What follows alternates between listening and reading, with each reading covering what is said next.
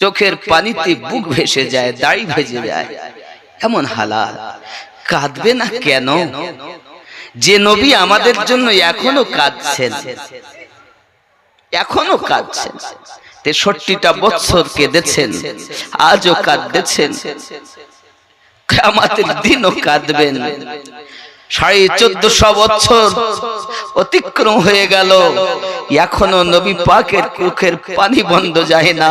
হে উম্মত, পাপের কাজ করো তুমি, আর রাসূল আমার মদিনার জমিনে কেঁদেই চলেছেন। উম্মত, তোর কি একবার চিন্তা হয় না তুই সুদ খেলি, তুই মদ পান করলি, তুই নামাজ ছেড়ে দিলি, তুই দাড়ি কাটলি, ওজনে কম দিলি, আমার উম্মত বলে দাবি করিস, এমন করে পাপের কর্ম করিস। পাপ করি আমরা, আর মদিনায় কাঁদেন খোদার পেয়ারা।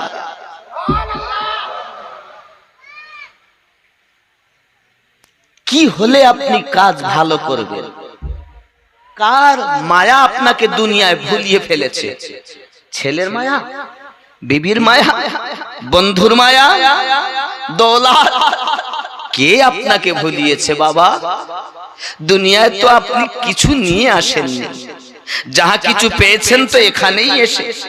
এর মায়াতে কেন আপনি খোদার ইবাদতকে ওভারটেক করেছেন? অধপতনের কথা বলছেন। অধপতন হওয়ার একমাত্র কারণ হলো শিক্ষা নেই। গাউসে ওয়াহারি বলেন, শিক্ষা, মানুষ সব মানুষের সমান, শিক্ষা দীক্ষায় হয় ব্যবধান, মানুষ না মেনে হলো শয়তান, ইহা কোরআনে শোনা যায়। হা হা, এ বাবা, এই অধপতন কেন হবে না? পৃথিবীর জমিনে আমাদের ভিতরে এই হালাত এসে দাঁড়িয়েছে।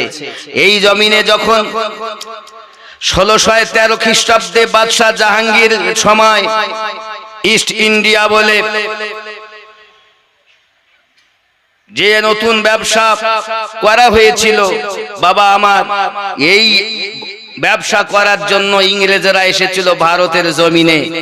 আস্তে আস্তে আস্তে আস্তে করে এই ভারতের মানুষের সমস্ত ধন সম্পদ লুটতারাজ করে নেওয়ার জন্য অগাধ চেষ্টা করেছে। হে যুবকেরা আমার, ওই সময় এই ভারতের মাটিতে কেউ তাদের প্রতিবাদ করেনি। যিনি সর্বপ্রথম আওয়াজ তুলেছিল সে হিন্দু ছিল না, সে ছিল মুসলমান। ফতোয়া দিয়েছিল যিনি সর্বপ্রথম, তিনি একজন মুসলমান। আমাদেরই ঘরের সন্তান। যুবক, শাহ মাওলানা ওলিউল্লাহ মুহাদ্দিস দেহলভী রহমাতুল্লাহ আলাইহি, হযরত মাওলানা আব্দুল আজিজ মুহাদ্দিস দেহলভী রহমাতুল্লাহ আলাইহি,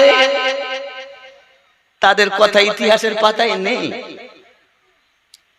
এই ভারতের জমিনে ইংরেজরা দেখে কোন মতে ঢোকা যাবে না। মুসলমান তো এমন জাতি, এরা জীবন দিতে পিছপা করে না। ইসলাম ইতিহাসকে তারা ফলো রেখেছে। ইংরেজরা হাবশি বেলালের মতো মানুষকে দেখেছে, ইসলামের ইতিহাসকে তারা ফলো রেখেছে। তাদের ঘরে ইসলামের ইতিহাস আছে। খালিদ বিন ওয়ালিদের মতো যোদ্ধাকে তারা দেখেছে। আপনার ঘরে ইসলাম ভারতের ইতিহাস পড়ছেন, ভুলে ভরা ইতিহাস। আপনার উচিত ছিল ইসলামের ইতিহাসটাও একটু দেখি। খালিদ বিন ওয়ালিদ রাদিয়াল্লাহু তাআলা আনহু, যার উপাধি ছিল সাইফুল্লাহ, আল্লাহ তলোয়ার যাকে বলা হয়, আপনি জানেন না? আমি বলবো তার বিষয়। হে যুবক, খালিদ বিন ওয়ালিদ রাদিয়াল্লাহু তাআলা আনহু কেমন বীর ছিলেন। তার আগে চলুন, ইংরেজরা ভারতে প্রবেশ করবে, চিন্তা করছে কিভাবে আমি আসব। আমরা তো ঢুকতে পারি না, কারণ তৎকালীন যুগে এই ভারতবর্ষে যাকে বাঘ বলা হতো, বীর পুরুষ বলা হতো, টাইগার বলা হতো, মহীশূরের আল্লাহ ওয়ালা, আল্লাহর একজন মেহবুবা বান্দির ঘরের সন্তান, যাকে বলা হয় টিপু সুলতান। জোরে বলুন সুবহানাল্লাহ। আপনি জানেন না, আমি আমিনউদ্দিন আপনাদের এই যখনই কথা হলো যে আমাকে ভারত স্বাধীনে মুসলিমদের অবদানের কথা বলতে হবে, আমি অসুস্থ হালাতে গাড়ি ভাড়া করে টিপু সুলতানের মাজার জিয়ারত করে এসেছি আপনাদেরই জন্য। যেখানে তো আমি বলবো, তাহলে আমি তো কিছুই দেখিনি। যে সর্বপ্রথম সংগ্রামই করেছে ইংরেজদের, ইংরেজ যাকে ভয় করত সে কেমন মানুষ ছিল আমার জানা দরকার আছে। তাই গিয়েছিলাম, কি করেছি কি দেখেছি আমি বলবো ইনশাআল্লাহ। একটু দরুদ পড়েন, আল্লাহুম্মা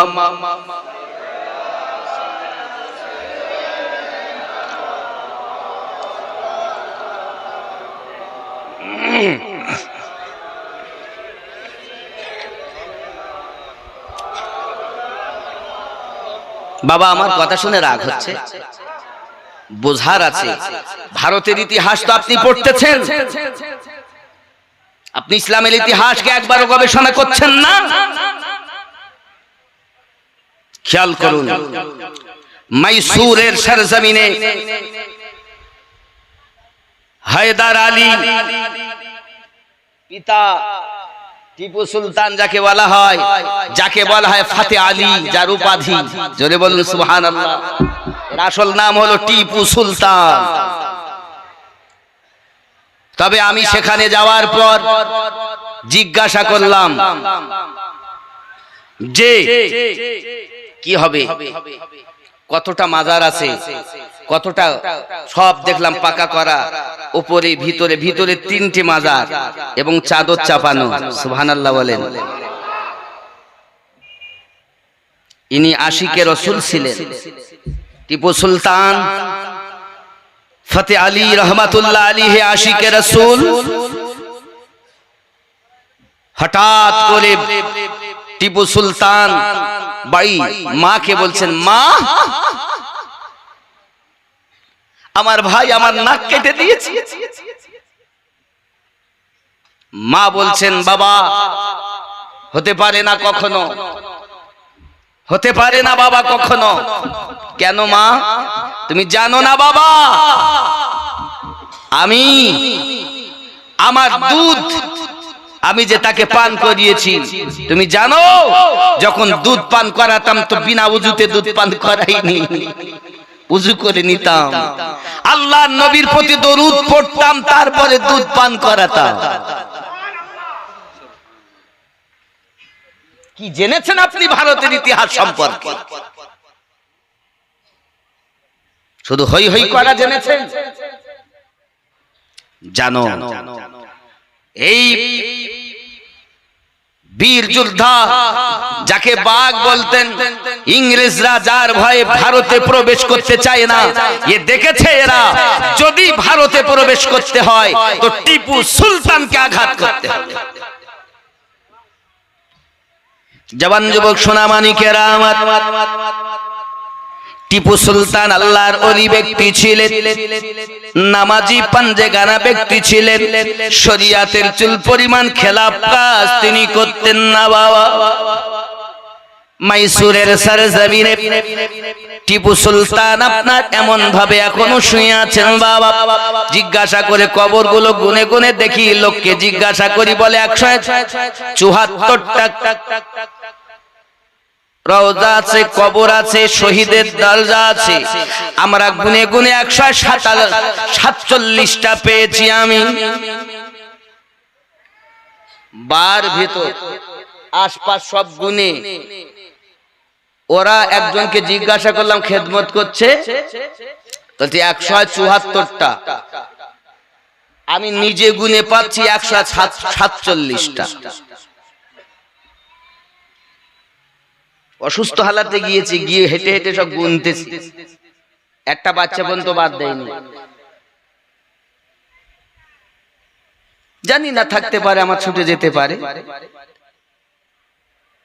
সেই মাইসুরের সরজমিন আল্লাহর ওলি শুয়ে আছেন। তাকাও, ধোঁকা দিয়েছে কে? আপনজন, মুনাফিক। আল্লাহ পাক রব্বুল ইজ্জাত কোরআন মাজিদের ভিতরে একটি সূরা অবতীর্ণ করেছে, সূরা মুনাফিকুন। 11টা আয়াত তার ভিতরে দিয়েছে। আর মুনাফিক সম্পর্কে আমার ওরাহারি লিখছেন, মুখে হাসি মনে কালি ওগো মুনাফিক যে মিথ্যা ছাপ সত্য কথা করে না শ্রবণ ওগো মুনাফিক যে মুনাফিকের চক্রবর্তী যেন ভাঙন ধরা নদীর গতি রে, শয়তান হতে কঠিন গতি মুনাফিকের মত ওগো মুনাফিক যে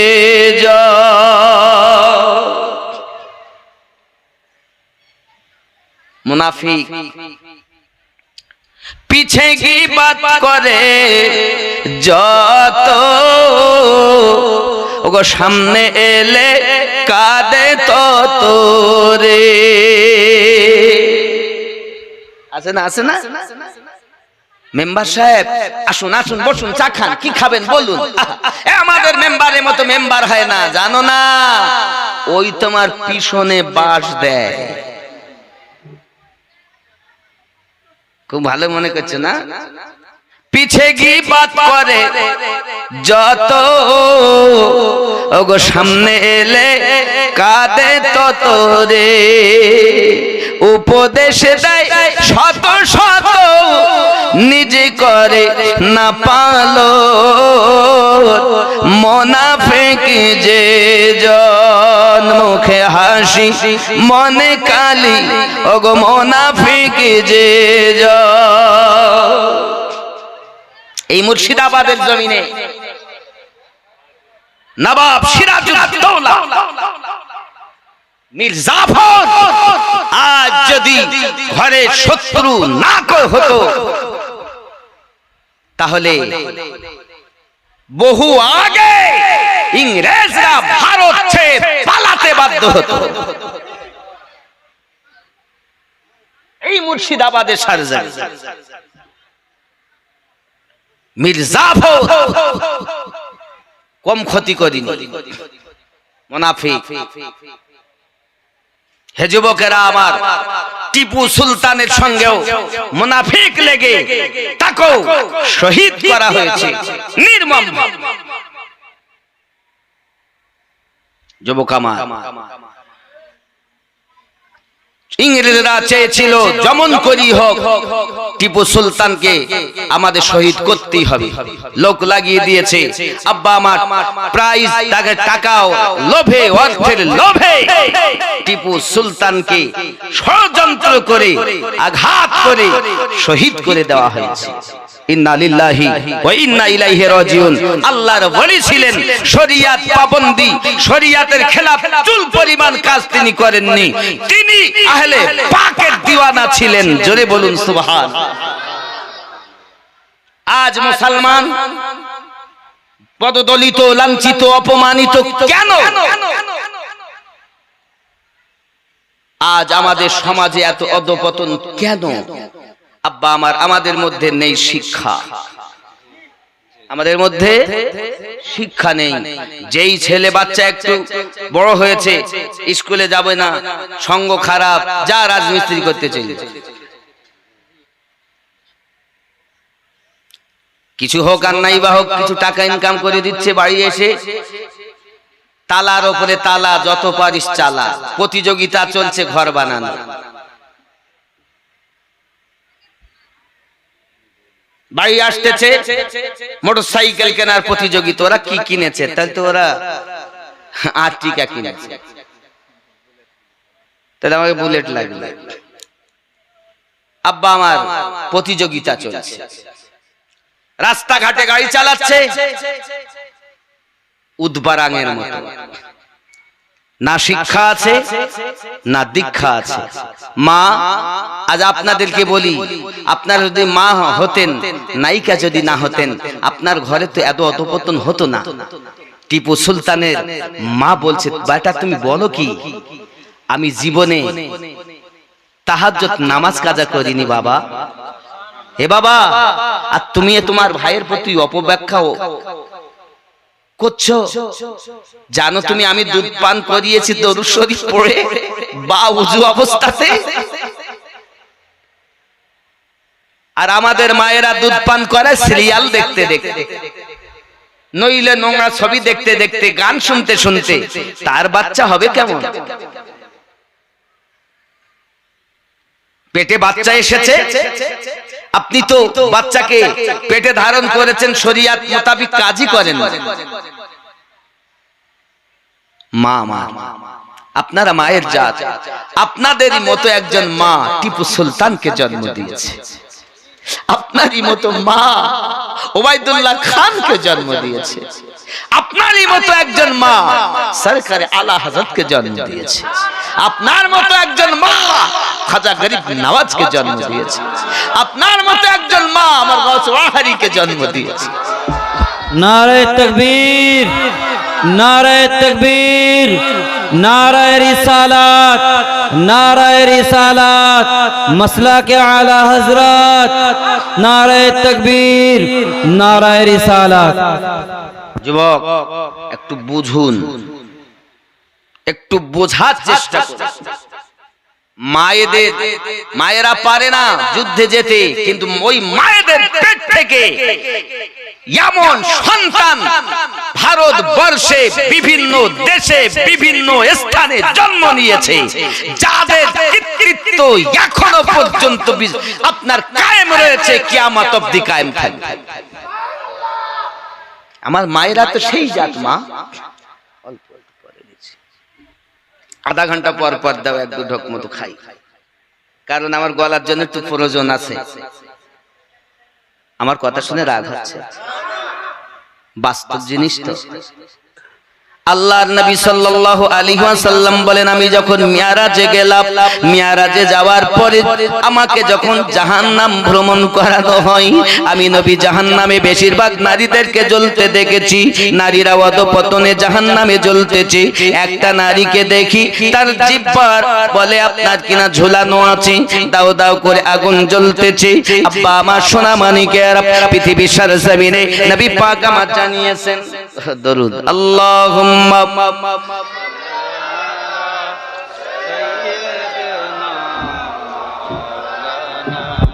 মুহাম্মদ ওয়া আলা আলিহি দেনা মাওলানা মুহাম্মদ। আব্বাজি আমার জিভের ভরে তাদেরকে আপনার কিনা ঝোলানো আছে, চিৎকার মেরে মেরে কাঁদে। প্রিয় নবী সাল্লাল্লাহু আলাইহি ওয়াসাল্লাম বলেন, এদের এই আওয়াজটা হয় কেন, এদের এভাবে কষ্ট দেওয়া হয় কেন, এদের এমন করে কষ্ট দেওয়া হয় কেন? সঙ্গে সঙ্গে বলা হয়েছে, এই নারী এমন ছিল দুনিয়ায়, যার জবান দ্বারাতে তার স্বামীর প্রতি এমন অত্যাচার করত। স্বামী ভালো ছিল না, শ্বশুর ভালো ছিল না, শাশুড়ি ভালো ছিল না, যার জবানে সদা সর্বদা এমন চিৎকার মেরে কথা বলতো, মনে ব্যথা দিয়ে কথা বলতো। আল্লাহর হাবিব সহিহ বুখারী শরীফের ভিতরে জানিয়েছেন, মুসলমান তিনি যার জবান দি হাত দি কোন মুসলমান কষ্ট না পায়। সহিহ বুখারীর হাদিস, জবান দিয়ে হাত দিয়ে কষ্ট পায় না যার দ্বারা সেই ব্যক্তি মুসলমান।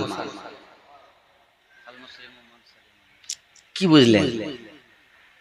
স্ত্রী কথা শুনে স্বামী অসন্তুষ্ট, শ্বশুর অসন্তুষ্ট, শাশুড়ি ভালো মন পায় না, সব সময় অশান্তি লেগে আছে। ও আমার জননী মায়েরা, কোন নারী যদি তার স্বামীর সঙ্গে ঝগড়া করে, প্রিয় নবী হাদিস শরীফে বর্ণনা করে, রব্বে কারীম জানিয়েছেন, যদি আল্লাহ পাকের পরে অন্য কাউকে সেজদার হুকুম দিতেন, আল্লাহ পাক জানিয়ে দিতেন, প্রত্যেক নারী তোমরা তোমাদের স্বামীকে সেজদা করো। আল্লাহ ব্যতীত যেহেতু অন্য কাউকে সেজদা করা যায় নয়, এই কারণ বশত কোন নারী তোমরা আল্লাহ ছাড়া অন্য কাউকে সেজদা করবে না, কোন মানুষ সেজদা করবে না। ভেবে দেখুন মায়েরা, স্বামীর মর্যাদা কত। সেজদার হুকুম হলে নারীদেরকে স্বামীর সেজদার হুকুম দেওয়া হতো। ও জননী, ওই স্বামীর প্রতি তোমার মায়া নাই? খালাতো ভাই বাড়ি আসলে গল্প করা যায়, মামাতো ভাই বাড়ি আসলে গল্প করা যায়। স্বামী সাদ্দামের বাপ যদি বাড়ি আসে মুখ বেঁকে যায়। শুটিং শাটিং ফিটিং, কাঁধে মেরেছে সিপটি পিনার হুকিং, ঘায়ে ঝুলিয়েছে ধেনাচিকে একটা ব্যাগ। এক খেজুর বোনা বসন্তপুরের যুবক ঘুরে ঘুরে আমার দিকে দেখ। লাম খালি মিম খালি নুনের পেটে এক নক্তা, উরমা ফাঁকা নিমতলা খালি কপালেতে এক নক্তা। এ কত বড় বিহায়া, এই মায়ের পেটে কখন আশিকে আলা হাজরাত জন্ম নিতে পারে না।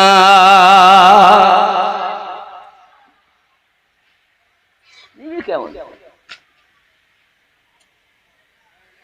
জবান যুবক সোনা মানিকেরা, ও আমার জননী মা খালাও, শুনে নিন না রাতের বেলা তোমার স্বামী তোমার দ্বারাতে আঘাত প্রাপ্ত হয়েছে, তোমার শ্বশুর তোমার দ্বারাতে আঘাত প্রাপ্ত হয়েছে, তোমার শাশুড়ি তোমার দ্বারাতে আঘাত প্রাপ্ত হয়েছে। তুমি কি জানো স্বামী আর শাশুড়ির প্রতি কত সুন্দর ব্যবহার করতে হয়? ছোট্ট একটা স্যাম্পল আমি আপনাদের কাছে তুলব। আল্লাহর নবী সাল্লাল্লাহু আলাইহি ওয়াসাল্লাম তার বিবি খাদিজাতুল কুবরা রাদিয়াল্লাহু তাআলা আনহাকে বলতে, ওগো বিবি খাদিজা, আমার দুধমা আমার বাড়িতে আসতে চায়, বলো আমি আমার দুধমাকে আসতে অর্ডার দেব। আল্লাহর হাবিবকে ডাক দিয়ে বলে, ইয়া রাসূলুল্লাহ সাল্লাল্লাহু আলাইহি ওয়াসাল্লাম, আমার মনের আশা আপনার দুধমাকে একটু ডাকুন, আমি খাদিজা শেষ বয়সে তার খেদমত করতে চাই। আর আজ শাশুড়ির সঙ্গে বৌমা কথা বলে না, বলে বলে বলে না। আমার কথা রাগ করবে বলো, কিন্তু আমি এখন শাশুড়ির কথা বলছি তো, এরপরে বৌমার কথা বলো নাকি? ছেড়ে দেবে আর বলবো না, বলবো জোরে বলুন সুবহানাল্লাহ। नूर का सागत, नूर की महक, नूर का छलका जाम मदीना, तुझे सलाम साहिल रहमत पर नहीं होगा कोई भी तशना का मदीना, तुझे सलाम। जोरे बोल। এটা আমার বছরাহারি দান, আমি যত বলি তত পরিষ্কার হয়। যখন উঠেছি তখন মনে হচ্ছিল যে আমি পুরো শেষ হয়ে গেছি, আর হবে না। আরে আমি বাঁশের বাঁশি বাজালে বাজি, না বাজালে বাজবো কেমন? যেমন বাজাবে তেমন বাজবো। জোরে বলুন। नूरू का सागत, नूरू की महक, नूरू का छलका जाम मदीना, तुझे सलाम साहिल रहमत पर नहीं होगा कोई भी तशना का मदीना, तुझे सलाम। शहर नबी का हर जर्रा सूरज को आँख दिखाता है, किस्मत पे इतराता है, किस्मत पे इतराता है। प्यार नबी के सदक़े में मिला, उनको हसीन मदीना, तुझे सलाम। नूर का सागत, नूर की महक, नूर का छलका जाम मदीना, तुझे सलाम। जोर हवे सूरत भी कुरानी है और सीरत भी कुरानी है, क्या चेहरा नूरानी है, क्या चेहरा नूरानी है। सूरत भी कुरानी है और सीरत भी कुरानी है, क्या चेहरा नूरानी है। होगी नमाज इश्क़ मुकम्मल,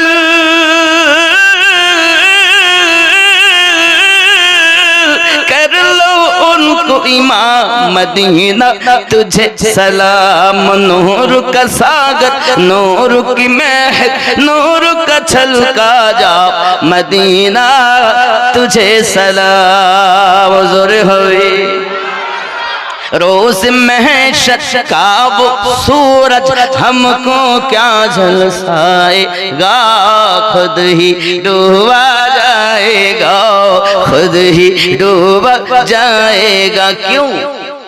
प्यार नबी के दामन में करेंगे हम आराम मदीना, तुझे सलाम। नबीर दामाने আমরা আরাম করব। কেন কেন? सरकार आला हजरत बोलें तुझसे और जन्नत से क्या मतलब हो भी दूर हो, हम रसूलुल्लाह के जन्नत रसूलुल्लाह की।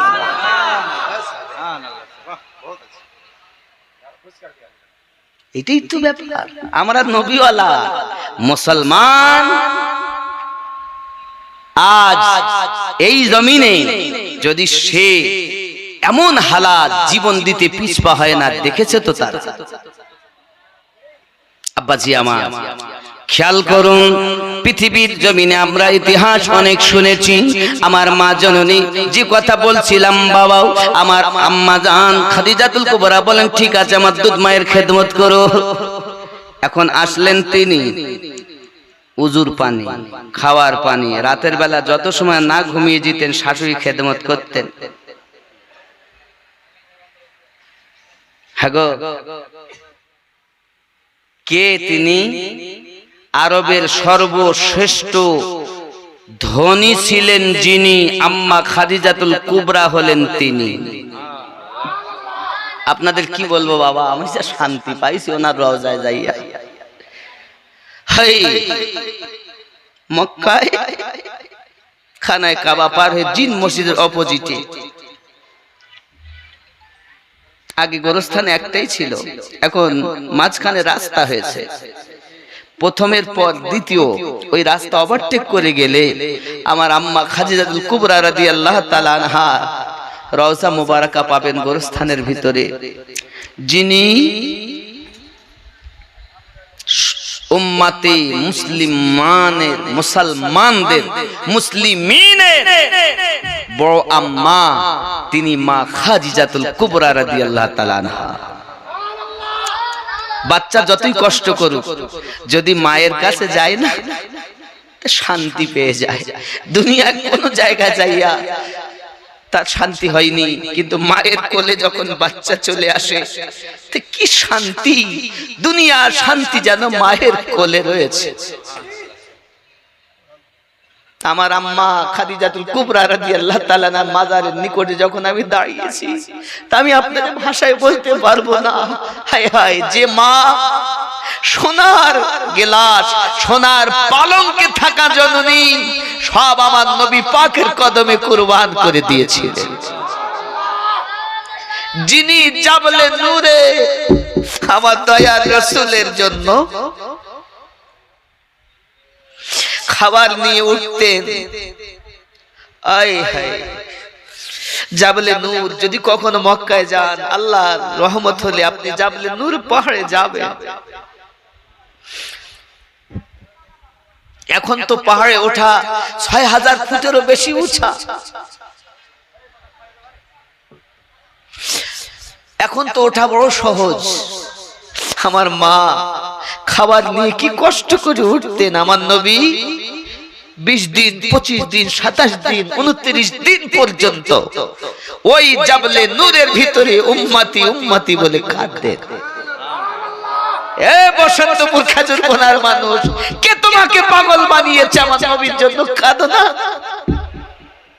তোমাকে তো নবী বলেনি। নবী যে কাঁদছে, হাসো কম কাঁদো বেশি, দুনিয়ায় কাঁদো, আখিরাতে কম কাঁদতে হবে।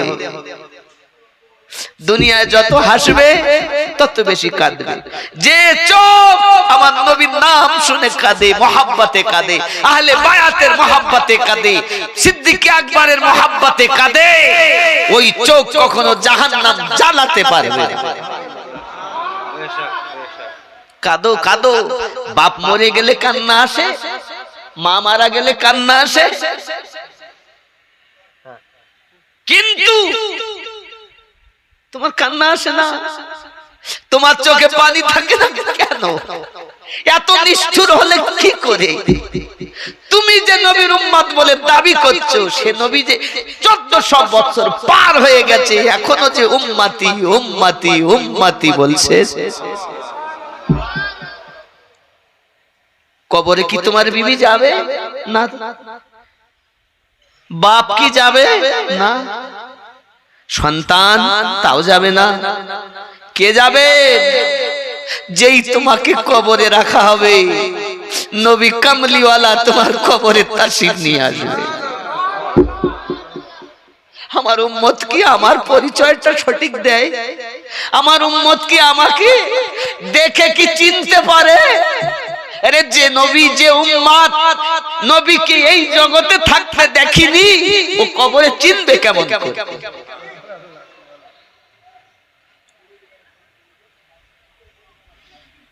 চিনবে কেমন করে?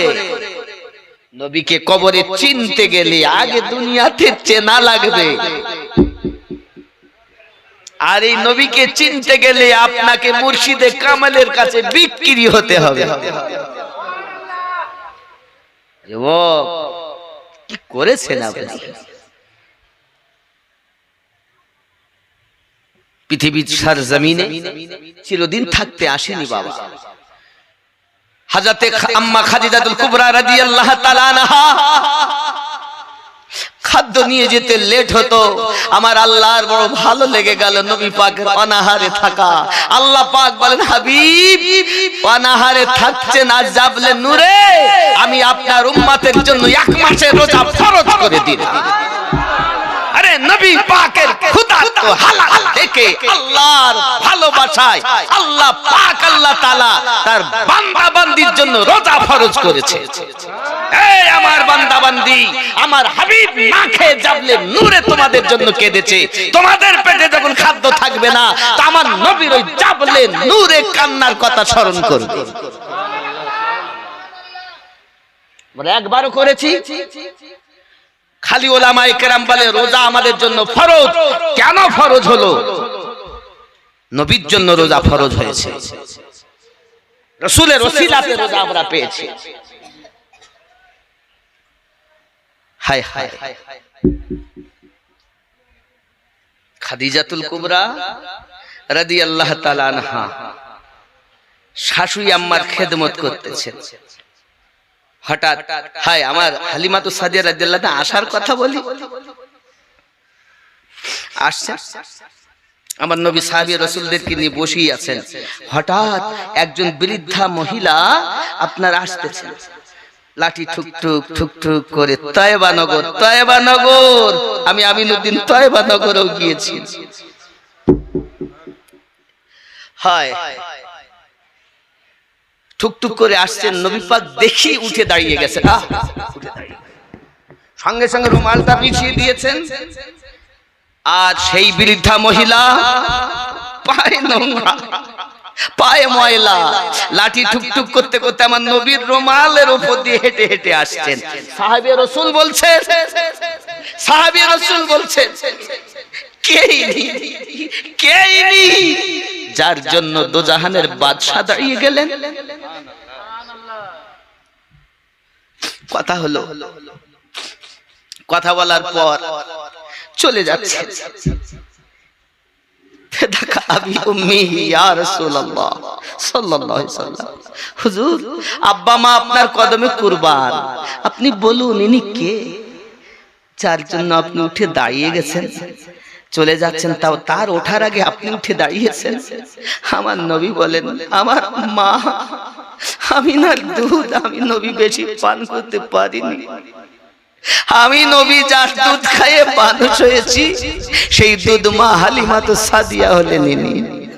আমি আপনাদের বলতে চাই, ও বসন্তপুরের যুবকরা, আমার দয়াল নবী যদি দুধ মায়ের জন্য এত আদব করতে পারে, আর তোমার নিজের মা তোমার কাছে লজ্জিত, তোমার মা তোমার কাছে অপমানিত কেন?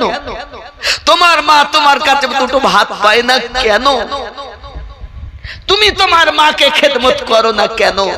আজ আমার দয়াল নবী যদি দুধ মাকে এমন খেদমত করতে পারেন, তো আমরা গর্ভধারিণী মাকে কতটা খেদমত করব? সাহাবী রাসূল বলেন, হুজুর জান্নাত কোথায়? আমার নবী বলেন, দুনিয়ায় সবথেকে বেশি হক হলো তোমার মায়ের। হুজুর তারপর মায়ের, তারপর মা, তারপর পিতা।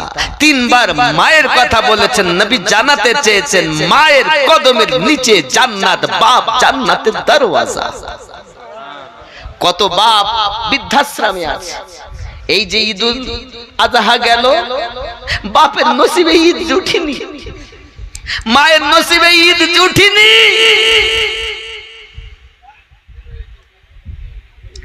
কি ভেবেছেন আপনি বাবারা? এখন হালিমাতু সাদিয়া বলছেন, মা, বৌমা আমি তো বেশি থাকতে পারবো না মা, আমি তো চলে যাব মা। তখন স্বামীকে বলছেন, ইয়া রাসূলুল্লাহ, ইয়া হাবিবাল্লাহ, আমার দুধ মা যাবেন, তা আমার দুধ মায়ের জন্য তো কিছু উপহার দিতে হবে। তাইবা নগরে মানুষ জিজ্ঞাসা করবেন, বেটার বাড়ি গিয়েছিল তো বেটা কি দিয়েছে, বৌমা কি দিয়েছে, জিজ্ঞাসা করে না শুধাই না গো? যদি শাশুড়ি চলে আসে বেটার বাড়ি থেকে দূরে, তা কি তোমার বৌমারা কি দিয়েছে গো, শুধাই তো না, যায় না? ঠিক খাদিজাতুল কুবরা রাদিয়াল্লাহু তাআলা বলছেন, আমার শাশুড়ি আম্মা যাবে, তা কি দেওয়া যায়? উনি করলেন কি, টাকা পয়সা যা দেওয়া সে তো দিলেনই, উনি দিয়েছেন 6টা উট, 40টা বকরি। আর আমাদের ঘরে যদি মা আসে, তাহলে তোমার মাকে দিলে হবে, তুমি কি একটাই বেটা, আর কি বেটা নাই, তোমার মাকে দিবা, যত কম দেওয়া যায়। এরকম আছে না বৌমা, আছে না? চলো, তাহলে আমি বুঝাতে চাইলাম রাসূল পাক সাল্লাল্লাহু আলাইহি সাল্লামের স্ত্রী আমাদের বড় আম্মা শাশুড়ি মাকে এমন করে খেদমত করেছেন, যত সময় শাশুড়ি না ঘুমাতেন তত সময় খাদিজা আম্মা ঘুমাতেনই না। স্বামীর খেদমতের কথা শুনবেন। আমার আমার জননী মায়েরা ভালো করে শুনুন, নবী দো জাহান সাল্লাল্লাহু আলাইহি ওয়াসাল্লাম একদিন আম্মা আয়েশা রাদিয়াল্লাহু তাআলা আনহা কি কথা প্রসঙ্গে বলতেছেন, খুব খাদিজা রাদিয়াল্লাহু তাআলা আনহার প্রশংসা নবী আমার করছেন। আম্মা আয়েশা বলতেন, হুজুর তার হলো 40 বছর, আপনার 25, তার বার্ধক্য, আপনার জওয়ানি। এই কথা যখন বলেছেন নবী আমার কলিজায় ব্যথা পেয়েছেন, সঙ্গে সঙ্গে বলছেন, আয়েশা তুমি আমার খাদিজাকে বৃদ্ধা বলবে না, কারণ তোমরা আমার সুখের সময়ের বিবি, আর আমার খাদিজা হলো দুঃখের সময়ের বিবি। ওগো আয়েশা জেনে রাখো, শুনে রাখো, আমি যখন ইসলাম প্রচারের জন্য বাইরে বেরিয়ে যেতাম, দরজার কাছে এসে শুধু একবার আওয়াজ দিয়েছি খাদিজা, দরজা খুলে যেত। আবার চলে গেলাম বাইরে, এসেছি আওয়াজ দিয়েছি রাতের বেলা, নিশি রাতে, খাদিজা, দরজা খুলে যেত। আমি বলি, আয়ে খাদিজা তুমি কি বিছানায় ঘুমাও না? হাত দুটি জড়ো করে আমাকে বলেছিলেন, ওগো আল্লাহর হাবিব, আপনি ইসলাম প্রচারে বাইরে বার হয়ে যান, আপনি কখন আসবেন কোনো গ্যারান্টি নাই। আমি যদি বিছানায় শুয়ে যাই তাহলে আমার চোখে বেশি ঘুম এসে যাবে, আপনি আমাকে ডাকবেন, আমার উঠতে যদি দেরি হয় আল্লাহ পাওয়া যাবে না। নবী গো, তাই আপনার ভালোবাসায় দরজায় হেলান দিয়ে দিয়ে ঘুমাইতাম, যেই এসে আপনি খাদিজা বলতেন অমনি দরজা খুলে দিতাম। এ ছিল স্বামীর খেদমত। আর আমাদের স্বামীরা যদি রাত 10টার সময় এসে বলে, কই গো শরীরটা ভালো লাগছে না, ভাত খাবো না, রুটি বানিয়ে দাও না, কটা ওখানে আটা আছে আর ওই চুলহা তৈরি করে খাও। ভালোবাসে। আমার জওয়ান যুবক সোনামানি খালাতো ভাই, মামাতো ভাই গল্প করলে কোনো দোষ নাই, শুধু আমিনুদ্দিন ভাসুর বাসালা কন্ট্রাক্টর তার ভাই নাকি, টোটোওয়ালা তার বন্ধু, কোনো অসুবিধা নাই, শুধু মৌলবি দেখলে হুজুর যাচ্ছে। আচ্ছা আমরা দুঃখ রাখবো কোথায়? মনে করতেছে, মনে করছে মৌলবীরা কিছু বোঝে টোঝে না, হ্যাঁ ওরা বোঝে সোঝে না। আচ্ছা বলেন, ছোট ভাইয়ের বউ বড় ভাইয়ের নাম কি? ভাসুর হয়তো বড় ভাই, তো ভাসুরের নাম জানে না, লজ্জায় ধরে না, তো মনে করছে মৌলবীদের দাঁড়িয়ে আছে, ওরা সব বোঝে টোঝে না। নামা আমরা সব বুঝি, লজ্জায় বলতে পারি।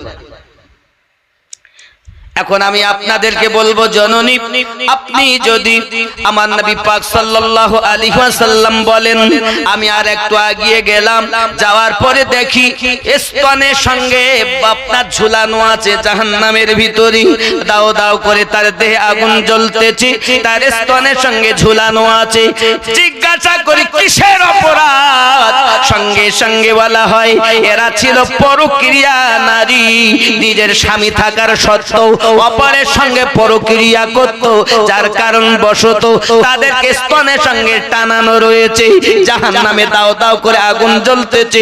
ওরে আমার জননী মায়েরাও ভালো করে শুনে রাখুন, আল্লাহর হাবিব সাল্লাল্লাহু আলাইহি ওয়াসাল্লাম বলেন এই অবস্থা আপনার জাহান্নামের ভিতরে চলতেছে, স্বামী থাকার পরও অপরের সঙ্গে পরক্রিয়া, কখনো মোবাইলের মাধ্যমে প্রেমের গল্প, স্বামী নাই, কাজ করতে গেছে কেরালায়, গল্প চলছে, হ্যাঁ তুমি অনেকদিন আসো না, কি ব্যাপার বলো, দিন দেখি ভালো লাগে। শুধু স্বামী ফোন করলে কি ঘন ঘন এত তুমি, স্বামীর সঙ্গে ভালো গল্প হয় না, কিন্তু কত বন্ধুর সাথে গল্প। ও আরো কিছু, সুবহানাল্লাহ, ওরে বাবা, কবর ভাঙা মাটি, ওটাও খুব টানের গজল। আর আমার এদিকে তো যেমনি আমি নিজে শেষ, তাও দুই এক সময় টেনি টেনি বলতেছি, আপনাদের মায়া। সুস্থ হইলে হয়তো বলতাম, কিন্তু এই যে গজলটা আপনারা বলতে বলেছেন, ওগো আমার কবর ভাঙা মাটি, তাই তো, এ খুব টানের গজল। তা বেশি টান দিতে পারবো না, হয়তো ছোট করে যত দিতাম 3 আলি তো দেবো 1 আলি, নাকি বলে হুজুররা সব জানে, বুঝতেছে, সব অসুবিধা নাই। এখন ইমামকে মসজিদে আপনি, মাশাআল্লাহ মাশাআল্লাহ, আমি এর আগে ছিলাম কিন্তু পাইনি আপনাকে, খালি ছিল। আমাদের এর আগে ছিল মাওলানা মোহাম্মদ নূর মোহাম্মদ সাহেব, আমাদের হাজী জৈনুদ্দিন সাহেবের বেটা, নাকি জানি। ভালো, আল্লাহ হেফাজত করুক। আমার মোহাব্বতের এলাকা, একটু সেইভাবে এদেরকে নিয়ে থাকবে, এরা বোঝে সোজে না বেশি, যাতে এরা ভালো বুঝতে পারে, এইভাবে শিক্ষা দেওয়ার দায়িত্ব ইমাম সাহেবের। ইমামকে ভালোবাসবেন, ইমামের ওপরে কখনো কথা বলবেন না, ঠিক আছে না? বলেন ইনশাআল্লাহ। ইমামের ওপরে কথা বলতে নাই, বিয়াদবি হয়। শুধু একটুখানি ইশারা দেই, আমি বিস্তারিত ইমামের সম্মান বলবো না। ধরেন আসরের নামাজ পড়ি, বসেন না অনেক সময় ঘুরে, আসরের নামাজ পড়ি কেবলামুখ হয়ে বসেন তো, মানে নবী পাকের রওজার দিকে ফিরে বসেন তো ইমাম সাহেব, বসেন না? ফজরের পরে আমরা 5 ওয়াক্তই আমরা বসি, তারপরে আসরের পর একটু সময়টা বেশি নেওয়া হয়, ফজরের পর একটু বেশি নেওয়া হয়, তাছাড়া বেশি সময় নেওয়া হয় না, কারণ আসরের পর একটু বেশি বইয়েছে, একটু দেরি হচ্ছে। তা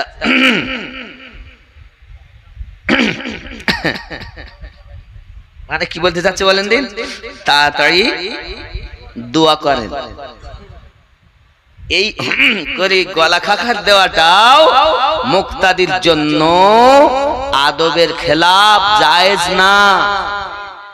ফতোয়া দেওয়ার অর্ডার আমার নাই, আমি কদমে হাত রেখে বলি আমি মুফতি নয়, আমি ফতোয়া দিব না, এটা আপনাদের বোঝানোর স্বার্থে বলছি, এটাও ঠিক না, এটা আদবের মামলায় যাই বলছি। কথা বুঝতে পারছেন? জি। ওগো আমার কবর ভাঙা মাটি,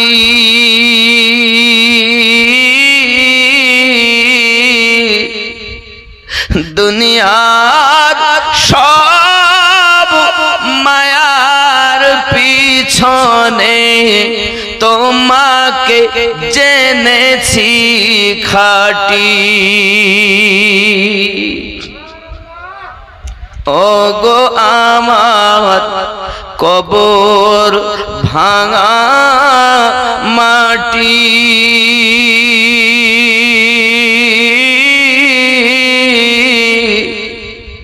দুনিয়ার সব মায়ার পিছনে তোমাকে জেনেছি খাঁটি।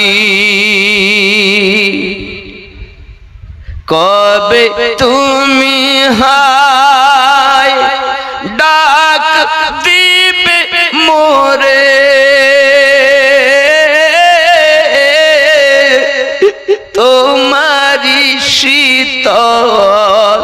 কোলে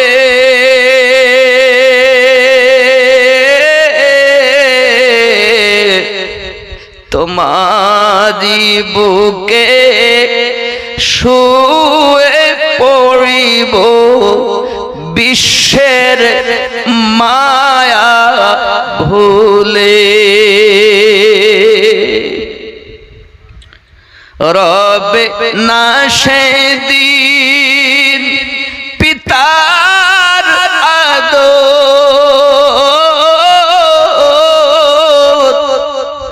মায়ের স্নেহের চুম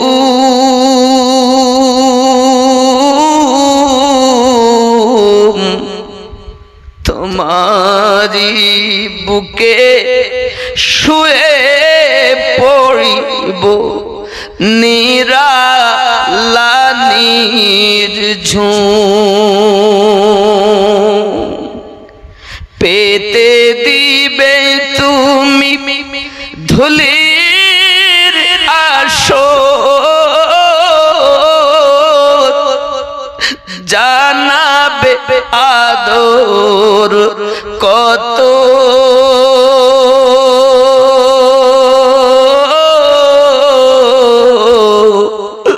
তোমারি মাঝে শুয়ে পড়িব চির জনমের মতো ওগো আমার কবর ভাঙা মাটি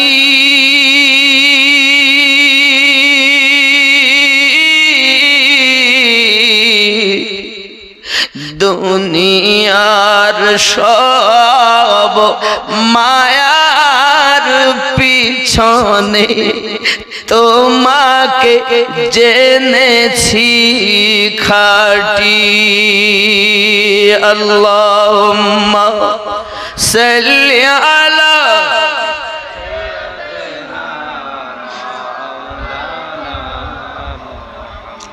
وعلى آل سيدنا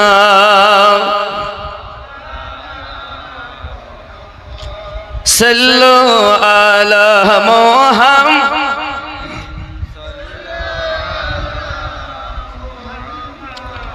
हर दम ज़बान से निकाला पाक हर दम ज़बान से निकाला बाबजी আমার এই পৃথিবীর জমিনে 1757 থেকে 1947 পর্যন্ত 190 বছর ধরে হাজার হাজার মুসলমান জীবন দিয়েছেন, তাদের কোনো নাম নাই।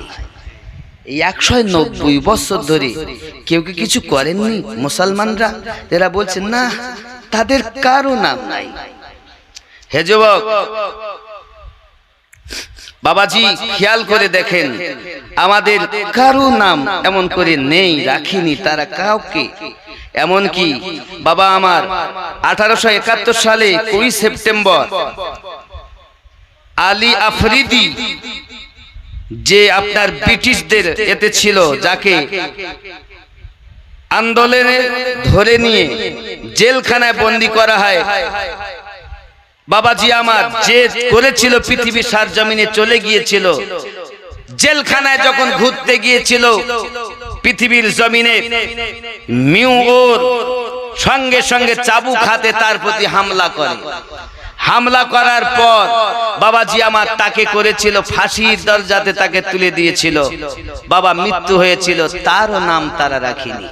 এমনি করে মাওলানা কাসেম নানুতবির কথা রাখিনি, আতাউল্লাহ বুখারীর কথা রাখিনি, মাওলানা হোসেন আহমদ মাদানির কথা রাখিনি, মাহমুদুল হাসানের কথা রাখিনি, মাওলানা গোলাম মহসিনের কথাও রাখিনি।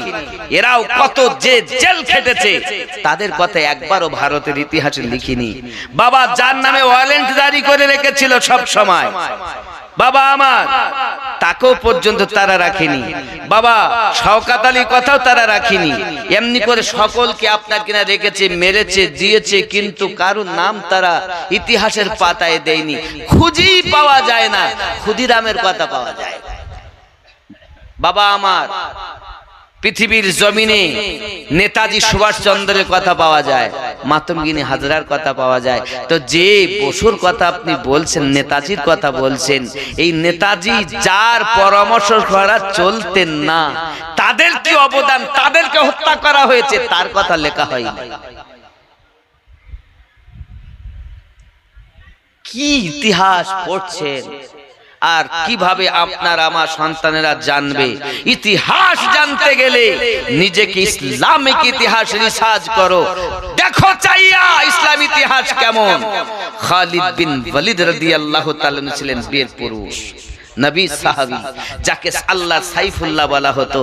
ইসলাম ইতিহাসের মধ্যে আল্লাহ পাকের নবী একটা যুদ্ধের বর্ণনা দেন, যার যুদ্ধটার নাম ছিল মুতার যুদ্ধ। এক যুদ্ধতে 3টি সেনাপতি নিযুক্ত করেন। মায়েরা মন স্থির করে ঘটনাটা এবার শুনুন।